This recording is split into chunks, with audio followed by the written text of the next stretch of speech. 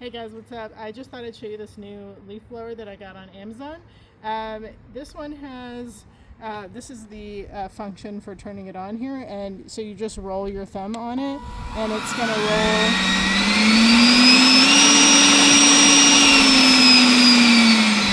up to 5, so it's got 5 different like power settings, and then you got 2 batteries, and really easy to take on and off and to charge.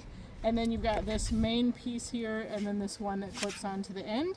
The kind of cool thing about this one is that the handle sort of sits to the back of it, so even though you don't need as much length here to really get to where you're pointing when you are leaf blowing. So anyway, let me give you a demonstration of it real quick. We'll blow some of the leaves and stuff over here. They're already kind of out of the way, but I'll just show you the power level that you can get on this.